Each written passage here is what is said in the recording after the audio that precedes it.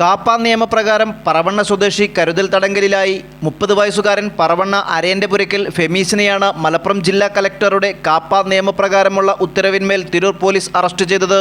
കൊലപാതക ശ്രമം, മയക്കുമരുന്ന് കടത്ത്, സംഘം ചേർന്നുള്ള കവർച്ച, തട്ടിക്കൊണ്ടുപോകൽ തുടങ്ങി 17ഓളം ക്രിമിനൽ കേസുകളിൽ പ്രതിയാണ്. ഫെബ്രുവരിയിൽ വയനാട് സ്വദേശികളെ പറവണ്ണയിൽ വെച്ച് സംഘം ചേർന്ന് ആക്രമിച്ച് കവർച്ച നടത്തിയ കേസിൽ അറസ്റ്റിലായിരുന്നു. നിരവധി കേസുകളിൽ കോടതിയിൽ ഹാജരാകാത്തതിനെ തുടർന്ന് ജില്ലാ കോടതി ജാമ്യം നിരസിച്ച പ്രതി തിരൂർ സബ് ജയിലിൽ റിമാൻഡിൽ കഴിഞ്ഞു വരികയാണ്. മലപ്പുറം, കാസർഗോഡ്, വയനാട് ജില്ലകളിലായി 17ഓളം കേസുകളിൽ പ്രതിയാണ്. തിരൂർ ഡിവൈഎസ്പി KM ബിജുവിന്റെ നേതൃത്വത്തിൽ പ്രതിയുടെ അറസ്റ്റ് രേഖപ്പെടുത്തി വിയ്യൂർ സെൻട്രൽ ജയിലിൽ കരുതൽ തടങ്കലിലാക്കി. ജില്ലയിൽ ആദ്യമായാണ് റിമാൻഡിൽ കഴിഞ്ഞു വരുന്ന ഒരാളെ കാപ്പ ഉത്തരവിന് വിധേയമാക്കുന്നത്. Tirur CI MJ Jijo, SI N Pradeep, ES Madhu, senior CPO KK Shijith, CPOമാരായ പ്രദീപ്, ബിനു, സുജിത്ത് എന്നിവർ അന്വേഷണ സംഘത്തിൽ ഉണ്ടായിരുന്നു. ന്യൂസ് 99 തിരൂർ.